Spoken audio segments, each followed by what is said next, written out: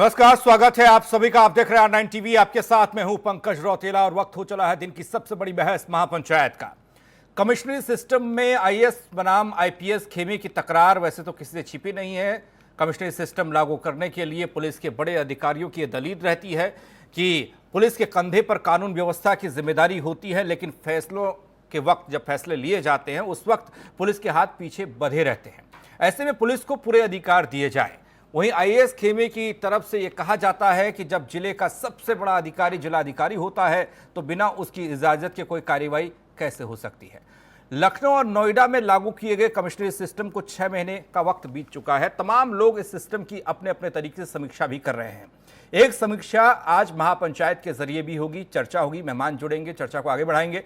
R9 TV के editor in chief Amitabh Agnihotri ji, स्वागत sir आपका। मेहमान हमारे साथ जुड़ेंगे, उससे पहले एक रिपोर्ट देखिए।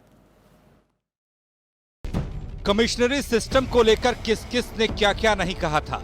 विरोध का बवाल था, सिस्टम पर सवाल था, लेकिन अब 6 महीने बाद उन तमाम सवालों को जवाब मिल गया जो कमिश्नरी सिस्टम लागू करने पर लाल हो रहे थे। पहले क्या होता था, एक तो पुलिस बल कम रहता है, कमिश्नरी नहीं है। अब यहाँ पे आईपीएस अधिकारी कितने बढ़ गए हैं और मुख्यालय हो गया है, कमिश्नर साहब खुद मॉनिटरिंग करते हैं। रात को पेट्रोलिंग अच्छी खासी होने लगी है, जिससे लोगों में काफ़ी विश्वास पुलिस के प्रति पैदा हुआ है। ज़्यादा अफसर अवेलेबल हैं, शिकायत सुनने के लिए ज़्यादा गुंजाइश है। पहले की पुलिस की प्रणाली में और आज की में बड़ा फर्क आ गया है। जब से कमिश्नरेट लागू हुई है तब से पुलिस की कार्यशैली में सुधार हुआ है। दरअसल प्रदेश के पुलिस महकमे में ये मांग सालों से उठ रही थी, लेकिन कभी राजनीति तो कभी आईएएस बनाम आईपीएस की खेमेबाजी में सरकारें भी अपने कदम पीछे खींचती रही। लेकिन 14 जनवरी 2020 को योगी सरकार ने लखनऊ और गौतम बुद्ध नगर में इस प्रयोग पर मोहर लगा दी। तब कहा गया कि 6 महीने में इस प्रयोग का परिणाम भी परखा जाएगा, और अब आंकड़े बता रहे हैं कि दोनों शहरों में सफल रहा पुलिस कमिश्नरी सिस्टम का ये प्रयोग। हमने अपनी बहुत मेहनत की है, जो माननीय मुख्यमंत्री जी ने, सरकार ने विश्वास जताया था। कोशिश की है कि बिल्कुल जितनी मेहनत की जा सके ईमानदारी से वह करूं। जब चेंज आप पूछते हैं, जो परसेप्टेबल चेंज है वो पुलिस की विजिबिलिटी में बहुत दिखता है और ट्रैफिक में बहुत दिखता है। क्राइम फिगर्स ही बोलते हैं कि बहुत बहुत कम हुआ है, बट इससे अधिक जरूरी जो मुझे दिखता है वो है रिस्पांस पुलिस का, कि सीनियर ऑफिसर्स का तुरंत फील्ड में मौके पर पहुंच जाना, हर एक विक्टिम से मिलना, जितने छोटी घटनाएं भी होती हैं उस पर भी सीनियर ऑफिसर का अटेंड करना। इससे एक वर्कआउट बहुत अधिक हो गया है। दूसरा, अटेंड करने से लोगों के मन में एक विश्वास बहुत बढ़ गया है। अपराध नियंत्रण, कानून व्यवस्था और ट्रैफिक में बदलाव की बहार को जनता ने भी महसूस किया है। सरकार की माने तो हाथ कंगन को आरसी क्या, पढ़े लिखे को फारसी क्या, बाकी की गवाही 6 महीने के ये आंकड़े दे रहे हैं। राजधानी लखनऊ में साल 2019 और 2020 के 6 महीने के आंकड़ों को देखें तो साल 2019 में लूट के 18 मामले थे, तो साल 2020 में 8 मामले। साल 2019 में हत्या के 64 मामले थे, तो साल 2020 में 42 मामले। साल 2019 में बलवा के 61 मामले थे, तो साल 2020 में 32 मामले। बलात्कार के मामलों की बात करें तो साल 2019 में यह आंकड़ा था 48 का, लेकिन साल 2020 में 32 है। अपहरण के मामले 2019 में 226 थे, लेकिन 2020 में यह आंकड़ा है 139 का। अगर मुझसे मोटी मोटी चीज़ें पूछेंगे तो मैं यही बोलूँगा कि overall this is a officer centric system, जिसमें हम बहुत अच्छी मॉनिटरिंग कर पाते हैं। एज अ रिजल्ट नतीजा अच्छा है। गौतम बुद्ध नगर की बात करें तो 3 जोन में बांटा गया था। यहाँ एक एक पुलिस उपायुक्त के साथ महिला एवं बाल अपराध के मामलों के निपटारे के लिए डीसीपी महिला सुरक्षा को भी नियुक्त किया गया था। अब अपराध के आंकड़ों पर नजर डालें तो साल 2019 में लूट के 94 मामले सामने आए थे, जबकि साल 2020 में 45 मामले हैं। हत्या के मामलों की बात करें तो साल 2019 में हत्या के 52 मामले थे और साल 2020 में 37 मामले। साल 2019 में बलात्कार के 54 मामले थे, साल 2020 में यह आंकड़ा 21 है। साल 2019 में अपहरण के आंकड़े को देखें तो 137 था, साल 2020 में यह आंकड़ा 106 है। वाहन चोरी के मामले को देखें तो साल 2019 में 1381 मामले थे और साल 2020 में 507 मामले हैं। बहरहाल लखनऊ और नोएडा में सफल प्रयोग के बाद अब सूबे के गाजियाबाद, इलाहाबाद, कानपुर, गोरखपुर जैसे बड़े शहरों में भी कमिश्नरेट सिस्टम की मांग सुनाई देने लगी है। कहने वाले तो कह रहे हैं, अगर पूरे प्रदेश में कमिश्नर सिस्टम लागू होगा तो कानपुर जैसा कांड नहीं होगा। सवाल यह है कि अगर पूरे प्रदेश में लागू हो गया कमिश्नरी सिस्टम तो क्या यकीनन बेहतर हो जाएगी कानून व्यवस्था या फिर और चौड़ी हो जाएगी आईएएस और आईपीएस खेमे के बीच खाई। Bureau report, R9 TV, Uttar Pradesh, Uttarakhand. तो गौतम बुद्ध नगर और लखनऊ में कमिश्नरी सिस्टम ने काम बेहतर किया है। अब मांग ये हो रही है कि वाराणसी, इलाहाबाद, कानपुर, गोरखपुर ऐसे जिलों में भी कमिश्नरी सिस्टम लागू हो। यहां कब इस सिस्टम का प्रयोग किया जाएगा, ये जानने के लिए हमारे साथ मेहमान जुड़ चुके हैं। नवीन श्रीवास्तव जी प्रवक्ता बीजेपी हैं, अनुराग भदौरिया जी प्रवक्ता समाजवादी पार्टी, प्रदीप सिंह नेता कांग्रेस, अनीस अंसारी एक्स आईएएस थोड़ी देर में हमारे साथ जुड़ेंगे, ए के जैन साहब एक्स डीजीपी यूपी पुलिस हमारे साथ, अमिताभ अग्निहोत्री जी चर्चा को आगे बढ़ाएंगे। अमिताभ जी, जिस तरीके से कोशिश रंग लाई, नोएडा और लखनऊ में रिजल्ट ठीक ठाक है, आंकड़े बताने के लिए काफी हैं, अब आगे देखा जा सकता है? जी बिल्कुल, देखा जाना ही चाहिए। एक लीक पर कब तक चला जाए, एक ढर्रे पर कब तक चला जाए। हर प्रशासनिक व्यवस्था एक निश्चित अंतराल के बाद अपने में आमूलचूल परिवर्तन मांगती है। अव्वल तो मेरी बात से जैन साहब जरूर सहमत होंगे, मैं अपने पूरे पत्रकारी जीवन में इस बात को बार बार उठाता रहा और इस बात की पुरजोर पैरवी करता रहा कि 1857 में जब भारत में पहला विद्रोह हुआ, गदर हुआ अंग्रेजों के खिलाफ, तो अंग्रेजों की सिट्टी पिट्टी गुम हुई। वो कलकत्ता में जाकर मीटिंग किए, वहां कुछ पढ़े लिखे अफसरों को बैठाला, बोले भाई एक एक्ट बनाओ भारत की पुलिस को कमांड करने के लिए। उस एक्ट का मोटिव क्या था? उस एक्ट का मोटिव था लंदन से आए गोरों की हिफाजत और हिंदुस्तानियों पर कोड़े, इनको गोली, उनकी हिफाजत। उसका सिर्फ सिंगल लाइन एजेंडा था उस एक्ट का। उसी के तहत 1861 का जो पूरा पुलिस एक्ट है, इंडियन पुलिस एक्ट, वो चल रहा है। हमने दुनिया की चीजें बदल दी, जिले का नाम बदल दिया, दफ्तर का नाम बदल दिया, दिस कर दिया, दैट कर दिया, चांद पे पहुंच गए। लेकिन जिससे ननकू और रज्जाक रोज जूझ रहा है पुलिस एक्ट से, वो एक्ट नहीं बदला। इस एक्ट को तो आजादी के पहले वर्ष में ही गंगा में विसर्जित कर देना चाहिए था, अस्थियों की तरह। वो मूल कमी है जो पूरे देश में दिखती है। पुलिस भारतीय जनमानस के साथ एक रस क्यों नहीं हो पाती? क्योंकि उसको जो नियंत्रित करने वाला कानून है वो बना ही इसके लिए नहीं था। वो बना ही इसलिए था कि मुट्ठी भर विदेशी शासकों की हिफाजत करिए, और जो शासित हैं उनकी पीठ पर जब भी मांस दिखे तो कोड़े से उसको उतार लीजिए। उसके लिए जलियांवाला बाग करना पड़े वो भी ठीक, कोड़ा चलाना पड़े वो भी ठीक, गोली मारनी पड़े वो भी ठीक, फांसी देनी पड़े वो भी ठीक। यही ना है, इसीलिए बना ना। मैंने जाने कितने पुलिस अधिकारियों से बहस की देश भर में इसी मुद्दे पर। अब कोई विदेशी तो है नहीं, शासक भी हमारे बीच से, शासित भी हमारे बीच से, अलग कौन है? मंत्री भी हम चुन रहे, विधायक भी हम चुन रहे, कलेक्टर भी हमारे घर का बच्चा बन रहा है। तो अब तो धारा बदलनी चाहिए। खैर, कमिश्नरी सिस्टम लागू हो इसके लिए अखिलेश जी की सरकार ने भी प्रयास किया। कुछ कागज पत्तर बने भी थे उस वक्त, रिपोर्ट कुछ आई थी, उनके पास तक गई। संभवतः मायावती जी के समय में भी कुछ एक्सरसाइज जरूर हुई होगी, लेकिन वो परवान नहीं चढ़ी कभी। उसका कारण था कि सरकारें आईएएस लॉबी का विरोध लेने को तैयार नहीं थी। वो जानती थी कि आईएएस लॉबी नाराज होगी, उसके अधिकारों में कटौती होगी, वो ठीक नहीं। और शासन अंततः आईएएस को ही चलाना है, टलती रही। मैं बीच बीच में मांग उठाता रहा। एक अवसर आया योगी आदित्यनाथ की सरकार ने उत्तर प्रदेश में 10 जिलों में तो नहीं, लेकिन ना पायलट प्रोजेक्ट के तौर पर 2 प्रमुख जिले, एक राजधानी और एक नोएडा, वहां लागू कर दिया। 6 महीने हो गए। मुझे लगा 6 महीने बाद हम लोगों को फिर इस बात पर चर्चा करनी चाहिए कि क्या उत्तर प्रदेश जैसे बड़े प्रदेश के बड़े जिले, जहां की आबादी भारत के कई राज्यों के बराबर है, वाराणसी, गोरखपुर, प्रयागराज, आगरा, कानपुर, मेरठ, इनकी आबादी आप समझ रहे हैं कितनी है? ये सिंगल एसएसपी के जरिए चलेंगे? नहीं चल पा रहे हैं। हाँफ रही व्यवस्था, वही घिसी पिटी व्यवस्था।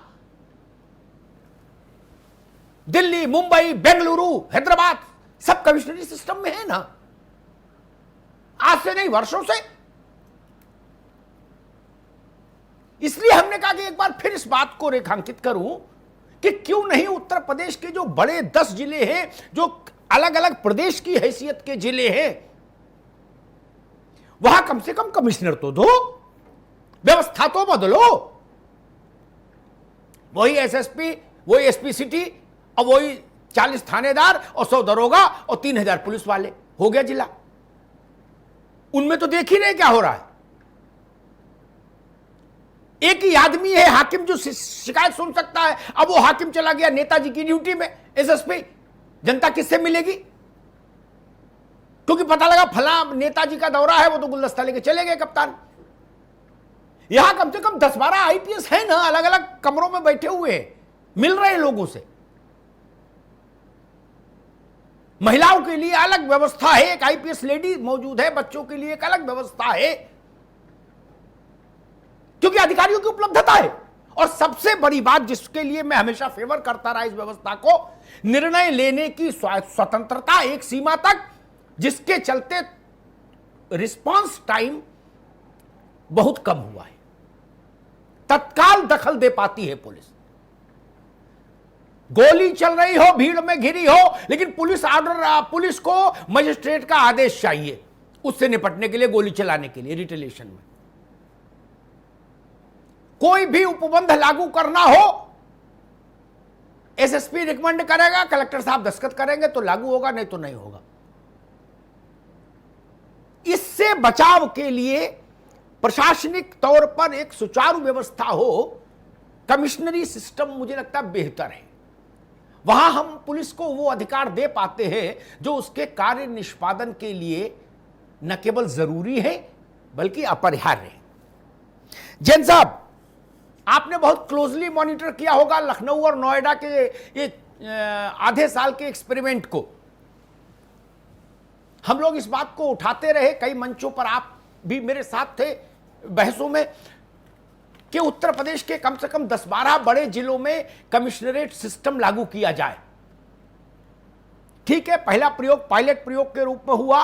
अब क्या वो समय आ गया है कि जब आगरा, कानपुर, वाराणसी, प्रयागराज, गोरखपुर, मेरठ, इनको भी कमिश्नरी सिस्टम मिले?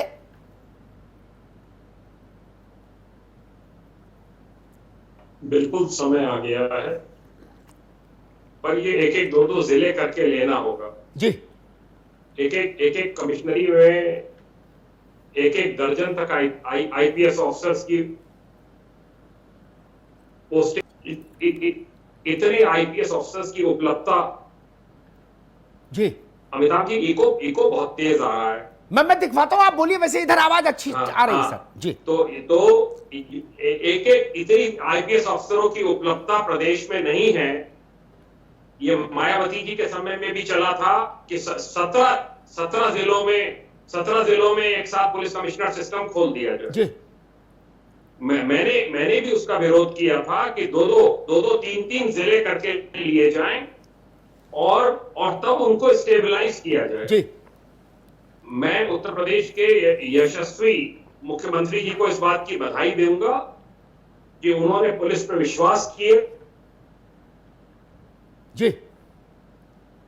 राजधानी में इसकी शुरुआत की। आंकड़े सामने हैं।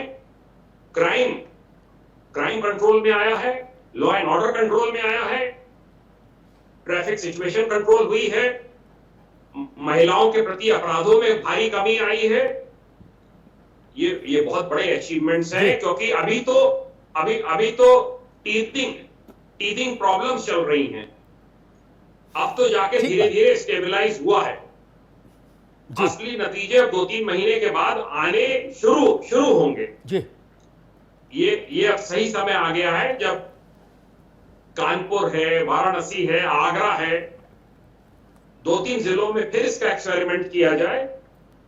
और मैं थोड़ा सा समय और लूंगा। मेरा ये कहना है जी कि आर्म्स लाइसेंस की पावर भी आप पुलिस कमिश्नर को दीजिए। ये बहुत से हमारी जो रिकमेंडेशंस हैं, ये असलहा बाबू के यहां पड़ी रहती हैं, और असलहा बाबू के यहां उससे वो आगे नहीं बढ़ती। विकास दुबे जैसे अपराधी के पास में शस्त्र लाइसेंस कैसे हैं? क्या उनकी कभी निलंबित करने की, निरस्तीकरण की रिपोर्ट की गई जी? अगर पुलिस कमिश्नर एम्पावर्ड होंगे तो कल उनसे पूछा जाएगा कि भाई आपको हमने पूरी पावर दे रखी थी, फिर इन अपराधियों के पास शस्त्र के लाइसेंस कैसे? बहुत अच्छी बात कही आपने। तो इस पे विचार होना चाहिए। देखिए, ये लोग कह रहे थे कि साहब बहुत पावर दे देंगे पुलिस को तो उसका दुरुपयोग शुरू हो जाएगा। मैंने तो कहीं पर भी कोई दुरुपयोग नहीं देखा। नहीं, जब आप शक्तियां देंगे तो एक जिम्मेदारी भी बढ़ेगी। जिम्मेदारी आती है ऑब्वियसली। हाँ, उत्तरदायित्व तो बढ़ेगा जी। और लोग बाग उसी प्रकार अपने कर्तव्यों का अंजाम देंगे। बिल्कुल जैन साहब, मैं आऊंगा आपके पास दोबारा और तमाम पेचीदगियों को समझने के लिए अनुराग भदौरिया के पास चलूंगा, लेकिन उससे पहले 2 बातें कहूं। एक बहुत व्यवहारिक बात कही हमारे मित्र जैन साहब ने, मैं उसको और सिंपलीफाई कर दूं। कलेक्टर कुछ नहीं जानते कि किसको लाइसेंस दिया गया, किस असला का दिया गया। ये सारा खेल उत्तर प्रदेश में तो असला बाबू खेलते हैं। अब कैसे खेलते हैं ये मुझे बोलने की जरूरत नहीं, सब जानते हैं। अगर अनुराग बनवाए होंगे तो इनको पता होगा, नवीन जी बनवाए होंगे इनको पता होगा, प्रदीप सिंह बनवाए होंगे तो इनको पता होगा, पैरवी किए होंगे तो पता लग गया होगा कि असला बाबू क्या चीज है। मैं कलेक्टर को दोष नहीं दूंगा, कलेक्टर के पास 700 काम है, उन्हीं का डाटा ये दिन भर में नहीं भर पाते हैं कलेक्टर। जो भेजना होता है लखनऊ, मद्य निषेध, आबकारी का मतलब गजब विभाग है। मद्य निषेध भी कलेक्टर लागू कराए, ज्यादा शराब भी बिकवाए। दोनों विभाग उसका मुखिया वही है, जिले के हर विभाग का मुखिया है। शिक्षा का भी मुखिया, चिकित्सा का भी मुखिया, बंजर भूमि का भी मुखिया, उपजाऊ जमीन का भी मुखिया, और मंत्री जी आए तो उनकी सेवा का भी प्रमुख सेवादार सर्किट हाउस रहे। तमाशा बन जाता है। एक उदाहरण मैं रखूंगा सामने। जैन साहब ने विकास दुबे का जिक्र किया, एक उदाहरण मेरे सामने भी आया था, 6-7 साल पुरानी बात है। उत्तर प्रदेश के शराब के कारोबार में एकाएक एक परिवार उभरा धूमकेतु की तरह। भदौरिया जी सुन लो, कहीं ना कहीं जरूर काम आएगा ये उदाहरण। इतना पावरफुल हो गया कि मतलब जिसकी आप कल्पना नहीं कर सकते। जिन लोगों ने व्यक्तिगत तौर पर उसको देखा, उन लोगों को उसकी शक्ति का अंदाज था उस वक्त। खैर, फिर एक दुर्घटना घटी, वो दिवंगत हुए। उनके नाम 4 असले थे, गजब गजब किस्म के। मेरा माथा ठनका। मैंने कहा भाई इनकी तो उंगली नहीं दो, ये असला चला ही नहीं सकते, इनकी कैसे बन गई? मैंने ये सवाल उठाया। लखनऊ से लेके और उनके जिले तक कोई जवाब नहीं दे पाया। बन कैसे गई? अरे हाथ है ये तो देखोगे ना, उंगली है, असला क्या करे? गले में टांग के चलाएगा या पाउच चलाएगा? असला बाबू ये भी कर देते हैं। इसलिए असलहे का काम पुलिस के ही पास होना चाहिए। कलेक्टर साहब को क्या पता, वो मनरेगा का हिसाब रख ले, वही बहुत है। अनुराग भदौरिया,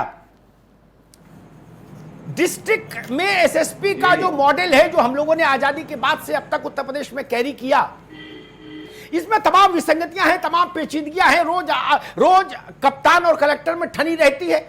मजे की बात आपको पता है क्या कि थानेदारों का ट्रांसफर तब तक नहीं लागू हो सकता जब तक कलेक्टर उस पर चिड़िया ना बनाए। अब कलेक्टर को क्या पता रामलाल कैसा दरोगा है, अरे थानेदार है, लेकिन उनकी मंजूरी चाहिए। इसीलिए इस टसल में भी बहुत कुछ नुकसान हो जाता है। भदौरिया जी।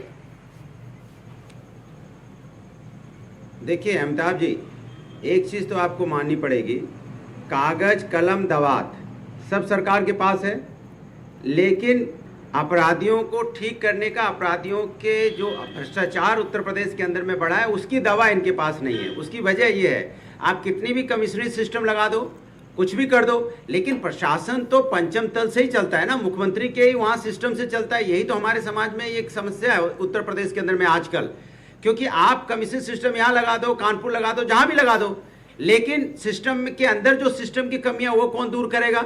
अब आपने देखा होगा अभी कानपुर का इतना बड़ा कांड हुआ से कम नहीं चला बाबू, 30 लाख रुपए लेके भाग गए, और फिर पंचम आपने तल से कम नहीं चला। नहीं सुनिए, फिर एसपी साहब का नहीं, फिर एसपी साहब का आप देखिए बयान देख लीजिए, वहां एसपी साहब बयान क्या दे रही थी वो भी आपने सुन लिया होगा। अब मैं जानना, अभी कमीशन सिस्टम लखनऊ के अंदर में चल रहा है, गोली फिर भी परसों चल गई, दिन में गोली मार दी गई, नोएडा में वही हाल है। आप कहां नहीं है, क्योंकि सरकार की नीयत ठीक नहीं है। सरकार की अगर नीयत ठीक होगी, ठीक करने का समस्या गोली तो अमेरिका में भी चलती है, राजनीतिक नहीं, सुनिए जी, गोली कोई नहीं, लेकिन यहाँ पे गोली, यहाँ की गोली और अमेरिका की गोली नहीं, यहाँ बहुत अजीब सा माहौल है। यहाँ चोरी, डकैती, छिनताई, लूट मार, हत्या, कहीं कोई कमी नहीं है अमिताभ जी, कहीं कोई कमी नहीं। मैंने कहा ना, कागज कलम दवात सब इनकी है, जो चाहे लिख दे, उसमें हम क्या कर सकते हैं, लेकिन कहीं कोई कमी नहीं है, किसी तरह का कोई खौफ नहीं है पुलिस का। अभी भी मैं आपको बता रहा हूं, कहीं कोई खौफ नहीं है।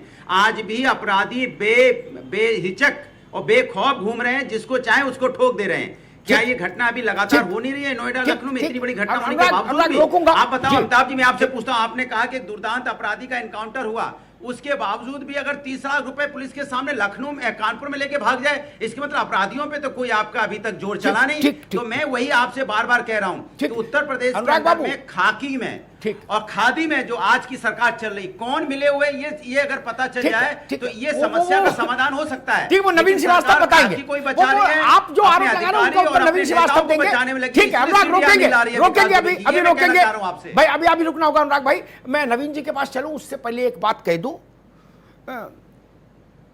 जितने भी अपराध के प्रकार अभी अनुराग जी ने बताए या अपने पैकेज में हम लोगों ने बताए, ये सारे अपराध दुनिया के हर बड़े मुल्क में भी हो रहे हैं, और सबसे ताकतवर मुल्क जहां पुलिस का रिस्पांस टाइम विश्व में सबसे खरा है, अमेरिका, वहां भी हो रहे हैं।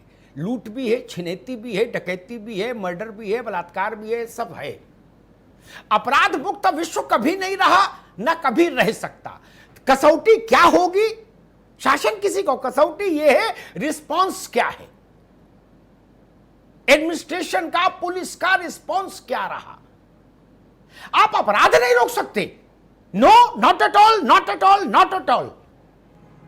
सारे दलों की मिला के सरकार बना दे उत्तर प्रदेश में, तब भी ऐसा थोड़ी ना गोली चलना बंद हो जाए। नेवर, कभी नहीं रहा। राम के राज में भी नहीं रहा, कृष्ण के राज में भी नहीं रहा, द्वारिका पालन विभाग में घोटाला तो तो ये जो मसला है, ये जो मसला है, इसलिए इसको इसी दृष्टि में देखना होगा। ठीक है अनुराग, अभी रुकना होगा। नवीन श्रीवास्तव, घोटाले तो ठीक है, रुकिए भाई, नवीन श्रीवास्तव, नंबर तो नहीं मिलेंगे, ठीक है ना, अरे भाई फिर 10 लाख में टीचर तो नहीं बन जाएंगे, ठीक है, चलो अब वो नवीन जी बताएंगे। मैं एक बार फिर कहूंगा, जितने आप लोग जितने समय से राजनीतिक कार्यकर्ता के रूप में सक्रिय है, उससे साल 2 साल ज्यादा हो शायद मुझे हो गए होंगे पत्रकारिता में सक्रिय हुए। मैंने ऐसा कोई रिजीम नहीं देखा जिसमें अपराध ना हुआ हो, घोटाला ना हुआ हो। जवाहरलाल जी का रिजीम भी इससे परे नहीं था, जो ठीक आजादी के बाद आया। आजादी के आंदोलन से तपे तपाए लोग आए, वो लोग आए जिन्होंने भारत के लिए कुर्बानियां दी थी, 14-14, 16-16 साल जेल में रहे थे। पहली सरकार में भी मुंदड़ा कांड हो गया था, जीप घोटाला, इसलिए ये विषय नहीं है अभी। विषय है बेहतर पुलिसिंग कैसे हासिल कर सकते हैं, उसी पर केंद्रित रहिए। आपने देखा हुआ इतिहास में एक मिनट रुकिए, अनुराग रोकेंगे आपको। लखनऊ के पुलिस कमिश्नर सुजीत पांडे हमारे साथ हैं। सुजीत जी, बहुत बहुत स्वागत है।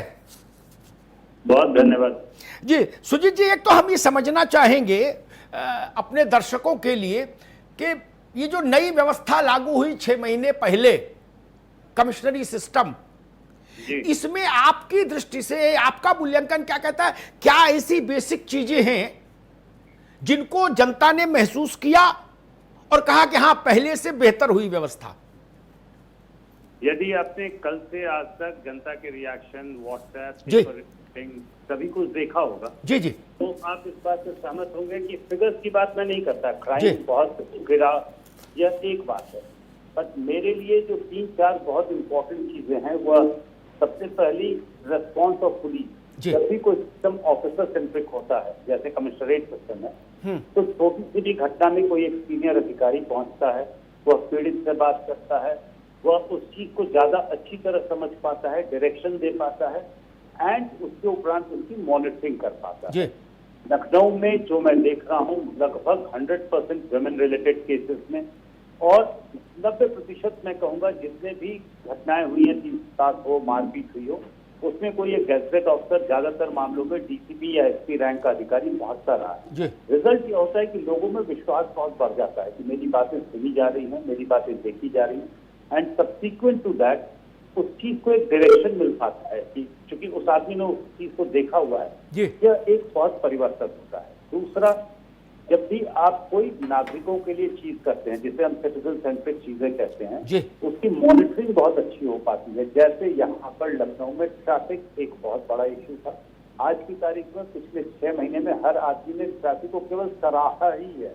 मैं एक न्यूज नहीं पढ़ा हूँ 6 महीने में जहाँ ट्रैफिक को क्रिटिसाइज किया। दूसरी, हमने कुछ अभियान शुरू किए, जैसे जन सुनवाई शुरू की, जिसमें लोग आमने सामने आते थे, investigating officers and the victims, कि उनको अपनी बात कहने का मौका मिले कि सही कह रहा है, गलत इन्वेस्टिगेशन हो रहा है। हमने नमस्ते लखनऊ नाम से मॉर्निंग वॉकर्स जो थे उनके लिए कार्यक्रम शुरू किया। इस तरह की चीजें सक्सेसफुल इसलिए हो पाती हैं कि उसको देखने के लिए डेली बेसिस पे आपके पास एक पूरी मशीनरी हो। जी, ठीक बात है। आपके पास 2 IG रैंक के ऑफिसर्स होते हैं जो वर्टिकल सपना देखते हैं, उसके नीचे SP रैंक के ऑफिसर थे। मिला जुला के जब आप इम्प्लीमेंट करने की कोशिश करते हैं बड़ी चीजों को, आप सक्सेसफुल हो पाते हैं या आप उसे ज्यादा मॉनिटर कर ले जाते हैं, प्रॉबेबली यह एक बहुत बड़ा इम्पैक्ट है। जी, सुजीत जी, एक कमिश्नरी सिस्टम पर जब विचार हो रहा था, कई सरकारों में विचार हुआ, फिर योगी जी के समय विचार हुआ, फिर फाइनली हुआ कि पायलट प्रोजेक्ट करते हैं लखनऊ एंड नोएडा, तो एक सवाल बार बार कौंध रहा था कि एडमिनिस्ट्रेटिव हायरार्की में क्लैशेस तो नहीं होंगे, IAS और IPS के बीच में क्लैश हो जाता है, वो बहुत एक विचित्र सी स्थिति पैदा हो जाती है। इसीलिए शायद पूर्व की सरकारें हिचक जाती थी कि इस काम को छोड़ो, इसमें बवाल ज्यादा है। अब जो सिस्टम है लखनऊ में या नोएडा में, इसका जो प्रशासनिक हायरार्की है, जो IAS लॉबी, IAS का जो पद हैं, उनके साथ कोरिलेशन से अस्तित्व कैसे चल रहा है? मैं सबसे पहले तो सरकार को, माननीय मुख्यमंत्री जी को बहुत धन्यवाद दूंगा कि उन्होंने पुलिस पर यह विश्वास किया। लखनऊ का जहां तक सवाल है, we have the best of relation. हमारी रोज सभी से मुलाकात होती है, कमिश्नर से, DM से, पूरी हायरार्की से। कोरोना में सब एज अ बिग टीम काम कर रहे हैं। मेरी समझ से हम सब व्यवस्था के पार्ट होते हैं, जिसको जो रोल दिया जाता है वह करते हैं, और सभी एक दूसरे पर बहुत निर्भर भी रहते हैं।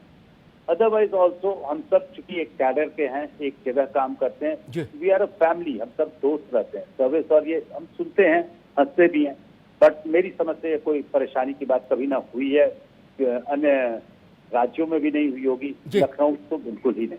जी नहीं, असल में पहले जो सिस्टम था उसमें, आज जहां कमिश्नरी सिस्टम है नोएडा में, वहां इस सिस्टम से पहले कप्तान और कलेक्टर में थानेदारों की तैनाती को लेकर ठन गई, मुख्यमंत्री को इंटरवीन करना पड़ा। इस तरह के ईगो क्लैशेस बहुत होते थे। चीजों को देखना चाहिए कि हम क्या परिवर्तन ला सकते हैं सब मिलजुल कर। Again we all work for the government, we are government servant. ठीक बात है। और एक ही पर्पस होता है कि हम क्या सुधार कर ले जाएं सिस्टम को और कैसे मजबूत कर ले जाएं। यहाँ ना कोई पर्सनल एजेंडा होता है, आज मैं कल कोई और रहेगा, कल एक डिस्ट्रिक्ट मजिस्ट्रेट है, दूसरे रहेंगे, एक कमिश्नर है, दूसरे रहेंगे। मैं दूसरे तरीके से देखता हूँ, वैसे ही देखता भी रहा हूँ। Again I will repeat and what I had to say, यहाँ पर पूरी मैजिस्ट्रेसी, पूरे पुलिस अधिकारी, we are best of friends, best of professional equations, और यह बहुत कुछ दिखा है इस पूरे 6 महीने में, कहीं कोई कंफ्यूजन है जी। Thank you Sujeet ji, thank you very much. Naveen Srivastava ji, मैं आपके पास आ रहा था, फिर बीच में कमिश्नर लखनऊ जुड़ गए, तो मैंने कहा एक बार उनसे भी बात करूं। प्रथम दृष्टया वो चूंकि उस कुर्सी पर हैं तो वो भी कुछ बता पाएंगे कि उनका अनुभव 6 महीने का कैसा रहा। और इसीलिए जो सवाल मुझे बार बार हॉन्ट करता रहा, वो सवाल भी मैंने उनसे पूछा कि भाई एडमिनिस्ट्रेटिव हायरार्की के साथ वर्किंग रिलेशन कैसे चल रहा है। वो एक बड़ा मसला रहता है, क्योंकि डे टू डे की वर्किंग उससे बहुत प्रभावित हो जाती है। नवीन जी, तमाम किस्म के आरोप आपकी व्यवस्था पर समाजवादी पार्टी ने लगाए, उनको रिस्पॉन्ड तो आप करेंगे ही करेंगे, स्वाभाविक है, राजनीतिक व्यक्ति हैं।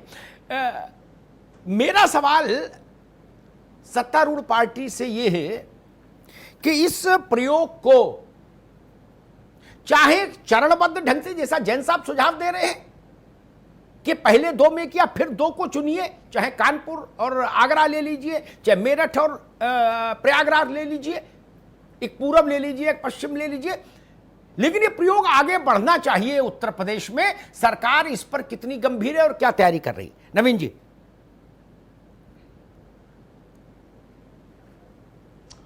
अमिताभ जी, देखिए, आपके प्रश्न में ही जवाब है। उत्तर प्रदेश में योगी आदित्यनाथ जी की सरकार ने लखनऊ और नोएडा में इसको पायलट प्रोजेक्ट के रूप में शुरू किया था, और यह था कि 6 महीने में क्या रिस्पांस है उसकी हम मॉनिटरिंग करेंगे, हम समीक्षा करेंगे। उसके बाद तो ये जो आंकड़े आए हैं 6 महीने के दोनों शहरों के, वो स्वतः ही बता रहे हैं कि यह प्रणाली बहुत ही सार्थक और सफल रही है।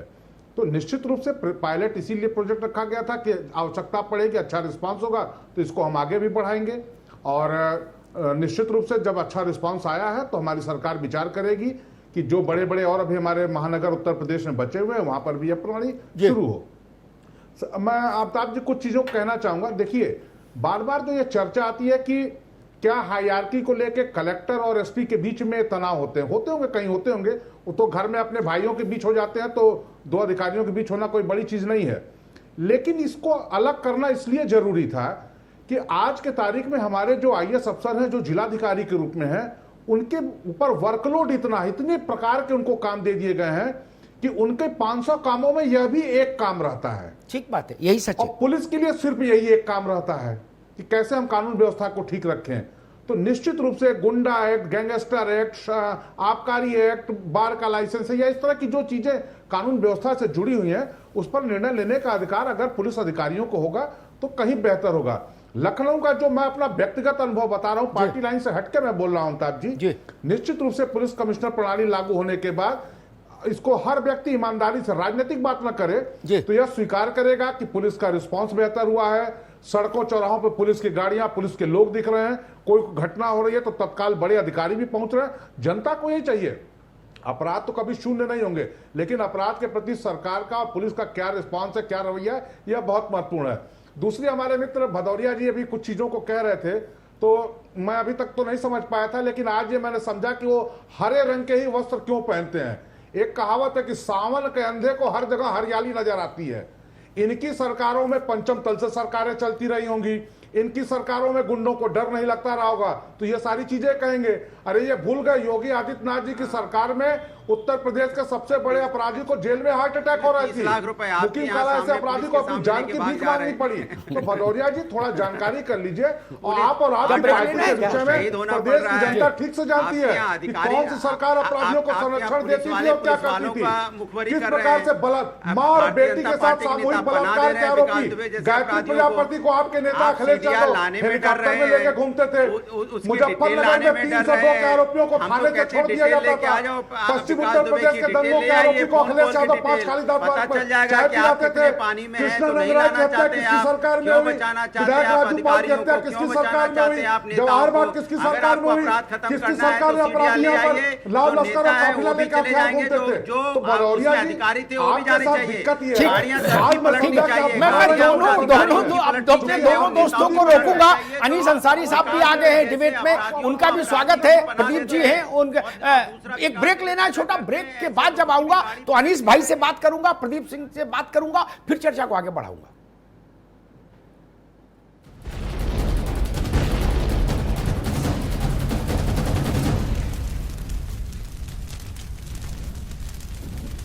ब्रेक के बाद स्वागत है आप सभी का। आप देख रहे हैं महापंचायत कमिश्नरी सिस्टम का प्रयोग हुआ। अब इस प्रयोग को विस्तार देने पर बात हो रही है। सीधे हम अमिताभ जी के पास चल रहे हैं, प्लीज सर। अनीस अंसारी साहब, एक पूर्व आईएएस अधिकारी के नाते आपका ऑब्जर्वेशन क्या है लखनऊ और नोएडा में 6 महीने से जो कमिश्नरी सिस्टम चल रहा है उस पर? देखिए, इसका ओवरऑल व्यू लेने की जरूरत है। मैं पहले तो पुलिस कमिश्नर सिस्टम की जो अच्छाई है वो बता दूं। सबसे ज्यादा फायदा इसमें ये होता है कि हायरार्की स्टेट हो जाती है, यानी गवर्नमेंट ऊपर होती है, उनके नीचे डीजीपी, उनके नीचे पुलिस कमिश्नर, तो स्टेट लाइन ऑफ कमांड हो जाता है, जो आर्मी में या बहुत तेजी से काम करने वाली सिचुएशंस में उसमें फायदेमंद होता है। ये इसका फायदा है। लेकिन इसका नुकसान क्या है? इसी में इसका नुकसान ये छुपा हुआ है कि पावर जो है कंसंट्रेट हो जाता है। जब डुअल सिस्टम होता है डिस्ट्रिक्ट मजिस्ट्रेट और एसपी का, तो एसपी और डीएम को आपस में बैठ के एक व्यू लेना होता है कि हम खासतौर से इंटर कम्युनिटी झगड़ों में या लेबर झगड़ों में, जहां पर कम्युनिटीज इन्वॉल्व हो, बड़े बड़े समूह इन्वॉल्व हो, तो समूहों के लॉ एंड ऑर्डर में डीएम और एसपी जब मिलकर बैठते तो ज्यादा अच्छा काम होता है। लेकिन अल्टीमेट बात यह है कि दोनों सिस्टम को मिसयूज किया जा सकता है और किया जाता है। 61 जिलों में, 61 सिटीज में ये सिस्टम पहले से लागू है। अभी लखनऊ और नोएडा को फिलहाल छोड़ दें, इंडिया में 61 सिटीज में पहले से लागू है। उन 61 सिटीज में किसी में भी ये साबित नहीं किया जा सकता डेटा से, नेशनल क्राइम ब्यूरो रिसर्च के जरिए, कि कमिश्नरी सिस्टम की वजह से क्राइम रेट गिरा हो। ऐसा नहीं हुआ है, कहीं भी नहीं हुआ है। और उसकी वजह यह है कि चाहे कमिश्नरी सिस्टम चलाइए चाहे डुअल सिस्टम चलाइए, दोनों में अगर ऑटोनॉमी नहीं है, अगर डिस्ट्रिक्ट मजिस्ट्रेट और एसपी और कमिश्नर अपनी नेक नियति से फैसला लेने की पोजीशन में नहीं है, और उन पर अगर पॉलिटिकल दबाव है और उसके तहत काम करना है, तो फिर कोई भी सिस्टम इसमें अच्छा नहीं चलता। अच्छी बात। एक मिसाल देना चाहता हूँ, दिल्ली में आप देख लीजिए, दिल्ली में पुलिस कमिश्नर सिस्टम 70 से लागू है, लेकिन अभी सीए का जब डिमॉन्स्ट्रेशन हुआ तो जो लोग पीसफुल डिमॉन्स्ट्रेटर थे उनको कमिश्नर ने पकड़ के डाल दिया सीरियस क्राइम में, यानी अटेम्प्ट टू मर्डर, 124 है, ओवरथ्रोइंग the state by illegal means. तो अब पुलिस अगर इतना अनीस भाई आएंगे आपके पास। आपने कुछ बिंदु उठाए जो आपके सेवा काल के तजुर्बे के दौरान के हैं। मैं उसमें एक बात जरूर कहूंगा, वह विषय अलहदा है जिसकी ओर आप इशारा कर रहे, उस पर तो कई दिन लंबी महापंचायत करनी पड़ेगी कि political pressure on government machinery, वो विषय ही अलग है। और उसकी कोई वैक्सीन भी नहीं बन सकती कि प्रेशर ना डालो। कागज में तो लिखा है कोई प्रेशर नहीं, लेकिन जब हमने तैनात किया तो हमारी नहीं सुनोगे तो किसकी सुनोगे?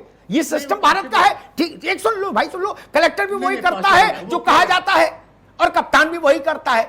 लेकिन मैं आगे अनीस भाई, मैं प्रदीप सिंह के पास चलूंगा एक बात कह के। मैं इस बात के पक्ष में इसलिए खड़ा होता हूं, आप मेरी बात सुन लीजिए। अरे आएंगे आपके पास अभी भाई। बात को बदल रहे हैं। जिंदाबाद मुर्दाबाद अगर कप्तान की और पुलिस की होती है अपराध होने पर, नहीं हाय हाय पुलिस की होती है, कलेक्टर की तो होती नहीं। तो निर्णय लेने का अधिकार कौन, थानेदार कहां रहे, कौन किसको क्या करे, ये भी पुलिस को देना होगा ना। देखिए, आप सुना तो करिए भाई, आप सुनते नहीं है। आप, this is not correct way. सुनिए तो आप मेरी बात। हाँ बोलिए भैया। अपॉइंटमेंट तो जजेस का भी होता है। हाँ, अपॉइंटमेंट तो जजेस का भी होता है ना। तो इसका ये मतलब थोड़ी कि जजेस जो है पॉलिटिशियन के कहने पे या चीफ मिनिस्टर के कहने पे या प्राइम मिनिस्टर के कहने पर फैसला करने लगे बीच में। यही पुलिस और मजिस्ट्रेट का रोल होना चाहिए कि चाहे जो कुछ कह रहा हो। ठीक, आगे आपने अपनी बात रखी। जावेद अनीस अंसारी साहब आगे बात, मैं प्रदीप जी के पास चलूंगा। प्रदीप जी, 6 महीने का अनुभव लखनऊ और नोएडा कमिश्नरी सिस्टम, कांग्रेस की प्रतिक्रिया, कांग्रेस का क्या मूल्यांकन है?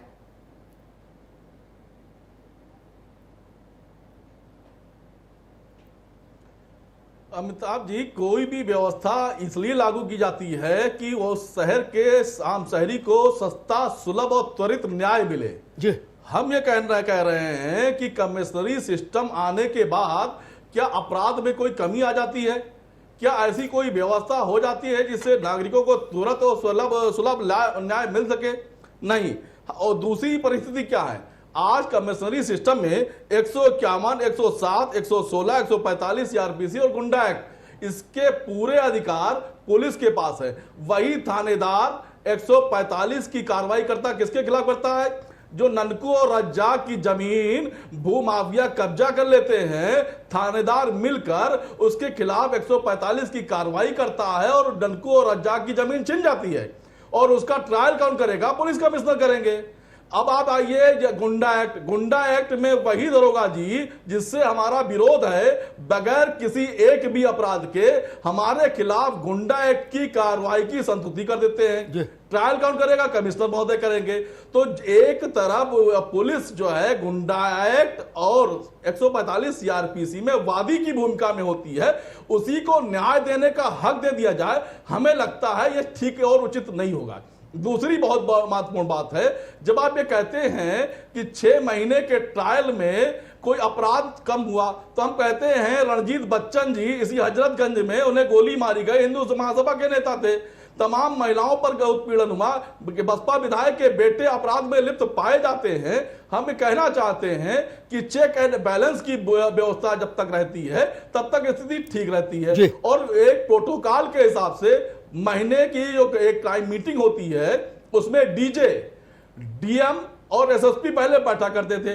आज ये प्रोटोकॉल कैसे पालन होगा, इस पर भी चर्चा हो जानी चाहिए। और हम ये कहना चाहते हैं कि आज जिन पर ये आरोप आता है कि लाठियां बजाकर हमारे खिलाफ एफआईआर होती है, और वही लोग अगर उनके न्याय प्रणाली का प्रमुख हिस्सा होंगे तो स्थिति बन नहीं पाएगी। ठीक है प्रदीप जी, ठीक है, पुलिसिंग व्यवस्था ठीक है, आपने ऑब्जर्वेशन रखे, ठीक है। तो आप ये बताइए प्रदीप बाबू, रुकना होगा, अभी रुकना होगा। मैं जैन साहब के पास चलूंगा। आपने बहुत सारे मसले उठाए, गुंडा एक्ट, अरे रुको भाई, होने वाला है और इतनी बड़ी जैन साहब के पास चलेंगे, मैं प्रदीप जी को रोकना होगा।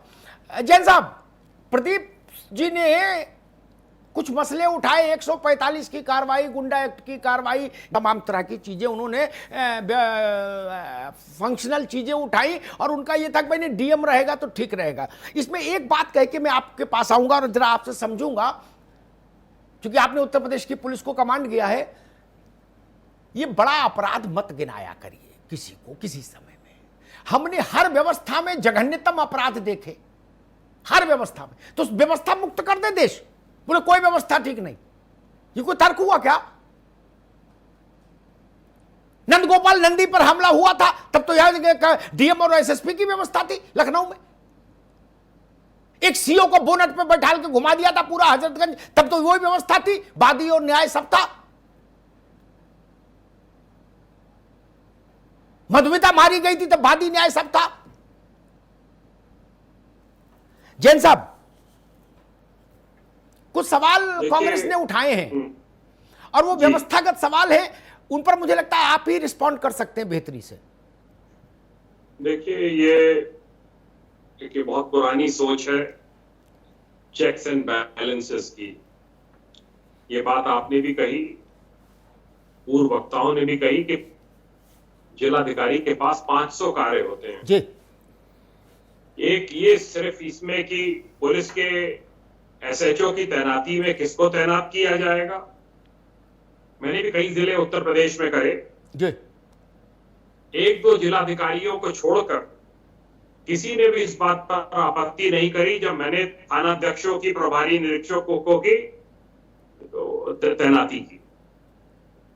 और इसमें मैं इसको बड़े उससे कहना चाहता हूं कि बहुत अच्छे संबंध हम लोगों के जिलों में आईएएस अधिकारियों के साथ रहे जी।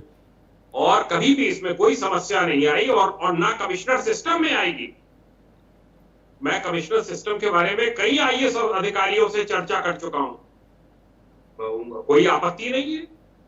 जो ये मॉनिटरिंग सेल की बैठक की बात कर रहे हैं, डिस्ट्रिक्ट जज के साथ में डीएम रहते हैं, एसएसपी रहते हैं, कमिश्नर्स के द्वारा जो नामित अधिकारी होगा, चाहे डीसीपी हेडक्वार्टर हो चाहे कोई भी हो, वो मॉनिटरिंग सेल की मीटिंग को अटेंड करेगा।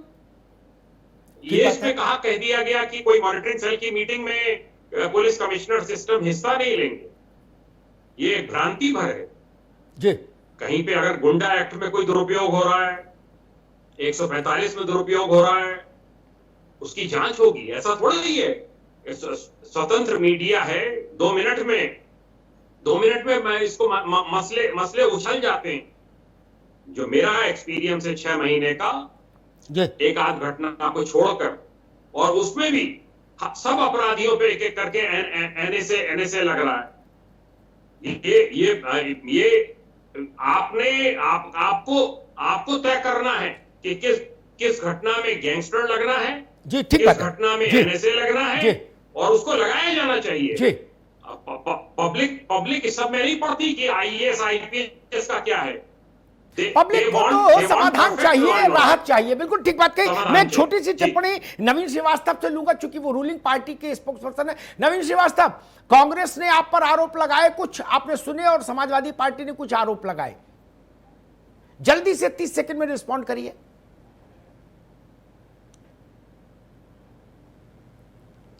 अमिताभ जी देखिए, विपक्ष है, विपक्ष को सकारात्मक सुझाव भी देना चाहिए, विपक्ष को करना चाहिए, लेकिन इस प्रकार के मुद्दों पर सकारात्मक रुख रखना चाहिए। परिणाम सामने है। उन्होंने कहा कि कागज कलम सब आपका है, तो कागज कलम सब नहीं है, सारी चीजें हैं। आपको कहीं ना कहीं किसी पर विश्वास करना पड़ेगा। एक चीज मैं कहना चाहूंगा अमिताभ जी, आपने कहा कि पॉलिटिकल इंटरफेरेंस की कोई वैक्सीन नहीं है। जिस प्रकार से कोरोना की कोई वैक्सीन नहीं है, हम सोशल डिस्टेंसिंग कोरोना की आ भी जाएगी, इसकी नहीं आएगी। कोरोना की तो आ जाएगी साल 6 महीने में, इसकी नहीं आएगी। नहीं, इसकी नहीं आएगी। अभी मैं बताऊंगा कि इसकी वैक्सीन क्यों नहीं आएगी। अमिताभ जी क्यों आएगी? क्योंकि भारतीय जो लोग अरे रुको भाई, हम बता देंगे क्यों नहीं आएगी। अमिताभ जी, जो लोग अपनी लक्ष्मण रेखा, भारतीय जनता पार्टी अपनी लक्ष्मण, जो भी अधिकारी अपनी लक्ष्मण रेखा खींच लेगा कि इसके बियॉन्ड हमको पॉलिटिकल प्रोसेस की बात नहीं सुननी है, और अच्छी पोस्टिंग के नाम पर, अमिताभ जी, अच्छी पोस्टिंग के नाम पर अधिकारी अगर घुटने नहीं टेकेंगे, आप एसएसपी लखनऊ रहिए चाहे उन्नाव रहिए, आप एसएसपी हैं, लेकिन अच्छी पोस्टिंग के नाम पर अधिकारी अपने पॉलिटिकल बॉसेस के सामने जो घुटने टेकते हैं वो बंद कर दें। कहीं कोई पॉलिटिकल हस्तक्षेप नहीं होगा। लेकिन होता क्या है, अच्छी पोस्टिंग के नाम पर, ठीक है, आप सभी को रोक रहे हैं। अमिताभ जी के पास चल रहे संपादकीय टिप्पणी के लिए। अमिताभ जी प्लीज। मेरे दोस्त अंसारी साहब ने एक मसला उठाया। मैं तो उतना पढ़ा लिखा आदमी नहीं हूं, जो मैंने आंख से देखा बस वो कुछ सा किस्सा सुनाई दे रहा हूं, उससे पूरा प्रदेश समझ लेगा। अंसारी साहब को ज्यादा ही समझ जाएंगे, वो बहुत योगी व्यक्ति है। बातें तो बड़ी बड़ी होती हैं दोस्त। 6 साल पहले की घटना दिल्ली में, लोधी रोड की।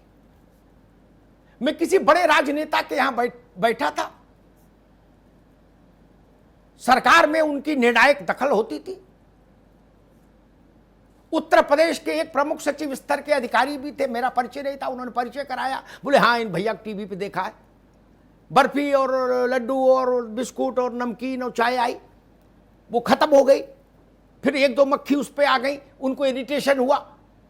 पॉलिटिकल जो व्यक्ति थे उन्होंने घंटी बजाई, नौकर हो सकता कहीं दाएं बाएं हो, वॉशरूम गया हो। वो प्रमुख सचिव स्तर के अधिकारी उठा के सब जूठे कप प्लेट उधर रखे आए दूसरी तरफ। ज्ञान देंगे?